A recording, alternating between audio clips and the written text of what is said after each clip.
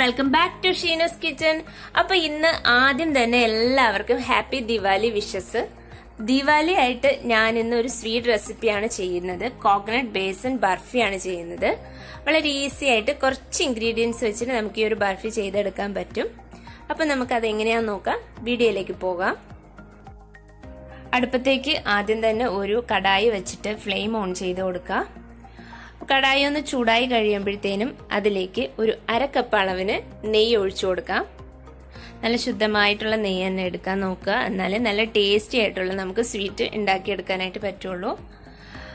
അപ്പം ഞാൻ 1/2 കപ്പ് നെയ്യാണ് ഇവിടെ എടുത്തിട്ടുള്ളത്. അപ്പം നെയ്യ് ഒഴിച്ചു കൊടുത്തതിന് ശേഷം ഒന്ന് വെയിറ്റ് ചെയ്യുക. ആ നെയ്യെല്ലാം നന്നായിട്ടൊന്ന് ഉരുകി വരാനായിട്ട് വെയിറ്റ് ചെയ്യണം. നെയ്യ് ഇതുപോലെ ഫുള്ളായിട്ടൊന്ന് ഉരുകി വരുമ്പോഴത്തേനും നമുക്ക് 1 കപ്പ് അളവിന് കടലമാവ് ചേർത്ത് കൊടുക്കാം. അപ്പൊ ഇവിടെ 1 കപ്പാണ് എടുത്തിട്ടുള്ളത്. ഇത് നമുക്ക് ചേർത്ത് കൊടുക്കാം.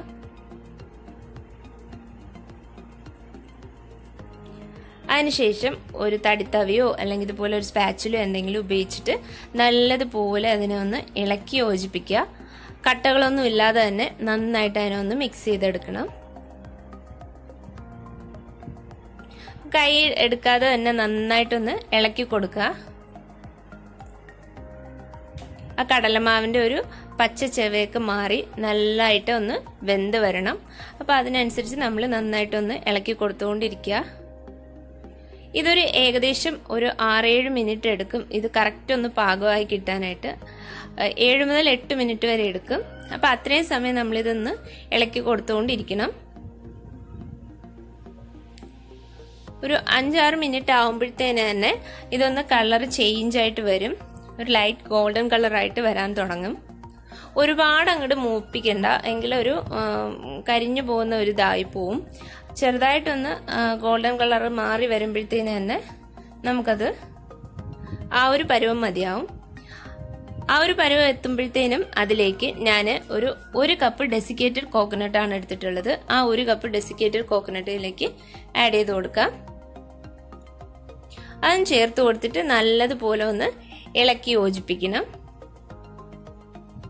നന്നായിട്ട് തന്നെ കൈയെടുക്കാണ്ട് നന്നായിട്ടൊന്ന് ഇളക്കി യോജിപ്പിച്ചെടുക്കുക.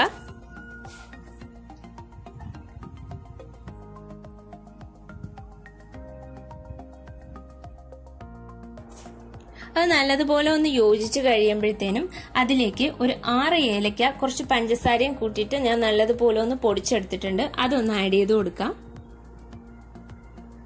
അതുകൂടെ ചേർത്തിട്ട് നല്ലതുപോലെ ഈ ഒരു മിക്സ്ചർ ഇളക്കി യോജിപ്പിക്കണം.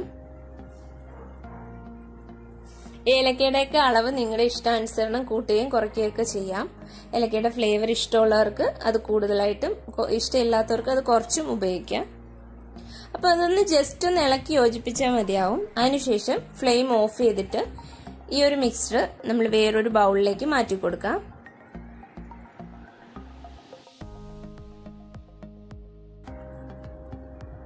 അതിനുശേഷം നമ്മൾ ഉപയോഗിച്ച അതേ കടായി അടുപ്പത്തേക്ക് വെച്ചിട്ട് അതിലേക്ക് ഒരു 1/4 കപ്പ് പഞ്ചസാര ഇട്ട് കൊടുത്തിട്ടുണ്ട്.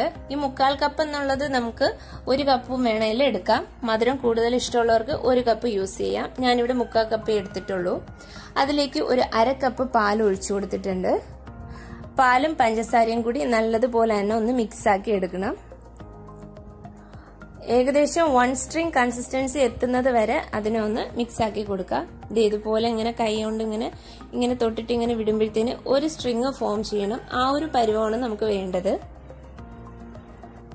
അപ്പൊ ആ ഒരു കൺസിസ്റ്റൻസി എത്തിക്കഴിയുമ്പോഴത്തേന് നമ്മൾ ആദ്യം തന്നെ തയ്യാറാക്കി വെച്ചിട്ടുള്ള ആ ഒരു കോക്കനട്ടും ബേസനും കൂടിയിട്ടുള്ള ആ ഒരു മിക്സ്ചർ ഉണ്ടല്ലോ, അത് ഇതിലേക്ക് ചേർത്ത് നല്ലതുപോലെ ഒന്ന് ഇളക്കി യോജിപ്പിച്ചെടുക്കണം.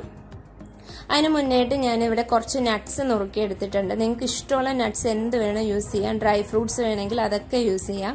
ഞാനിവിടെ ആൽമണ്ടും പിസ്താഷ്യോണ് എടുത്തിട്ടുള്ളത്. അത് ഇതിലോട്ട് ചേർത്ത് കൊടുത്തിട്ട് നല്ലതുപോലെ ഒന്ന് യോജിപ്പിച്ചെടുക്കണം.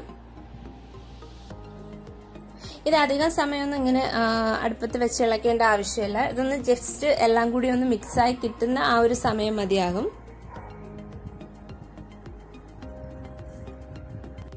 അപ്പൊ ഇത് നന്നായിട്ടൊന്ന് യോജിപ്പിച്ചെടുത്തിട്ടുണ്ട്. ഇനി നമുക്ക് ഇതിനൊരു ടിന്നിലേക്ക് മാറ്റാം. ഞാനിവിടെ ഒരു അലുമിനിയത്തിന്റെ ടിന്നാണ് എടുത്തിട്ടുള്ളത്. ഇതിലേക്ക് നല്ലതുപോലെ തന്നെ നെയ്യ് തടവി വെച്ചിട്ടുണ്ട്. നിങ്ങൾക്ക് ഇതിന് പകരം സ്റ്റീലിന്റെ പ്ലേറ്റ് ആയാലും എടുക്കാവുന്നതാണ്. പക്ഷെ നല്ലതുപോലെ തന്നെ നെയ്യ് തടവിട്ട് വേണം എടുക്കാനായിട്ട്. ഇനി ഈ ഒരു മിക്സ്ചർ നമുക്ക് ഇതിലേക്ക് ഫുള്ളായിട്ട് ഒഴിച്ചു കൊടുക്കാം.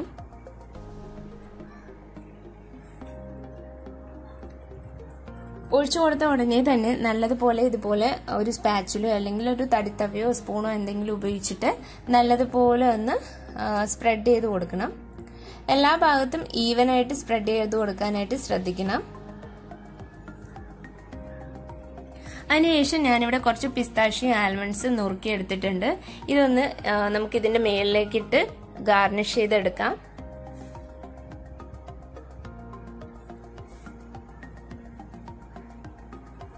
അപ്പം ഇതുപോലെ നമുക്ക് ഇഷ്ടമുള്ള നട്ട്സ് എല്ലാം ഇട്ട് നമുക്ക് ഇതിനെ ഗാർണിഷ് ചെയ്തെടുക്കാൻ പറ്റും.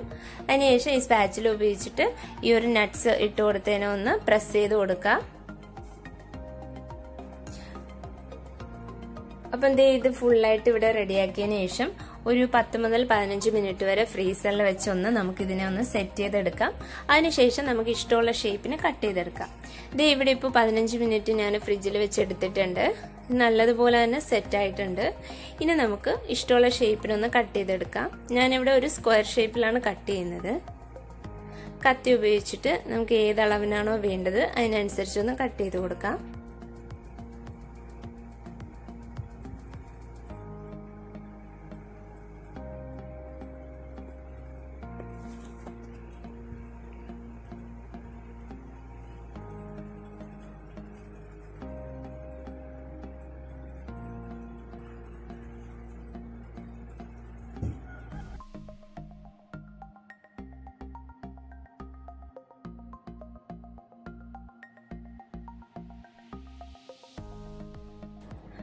അപ്പോൾ ഇത് ഫുള്ളായിട്ട് കട്ട് ചെയ്തെടുത്തിട്ടുണ്ട്. ഇനി നമുക്കിതിനൊരു സെർവിങ് ഡിഷിലേക്ക് മാറ്റാം.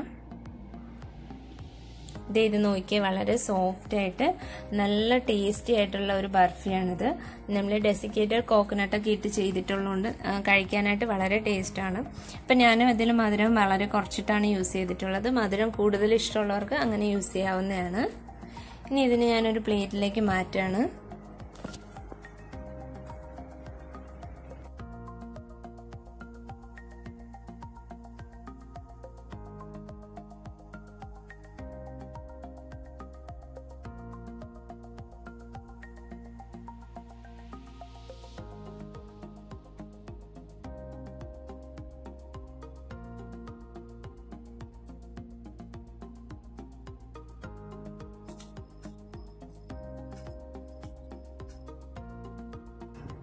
അപ്പോൾ ഇന്നത്തെ ദിവാലി സ്പെഷ്യൽ കോക്കനട്ട് ബേസൻ ബർഫിയും അതുപോലെ തന്നെ ഞങ്ങളുടെ ചെറിയ കുട്ടി ദിവാലി സെലിബ്രേഷൻ വീഡിയോ നിങ്ങൾക്ക് എല്ലാവർക്കും ഇഷ്ടപ്പെട്ടു എന്ന് വിശ്വസിക്കുന്നു.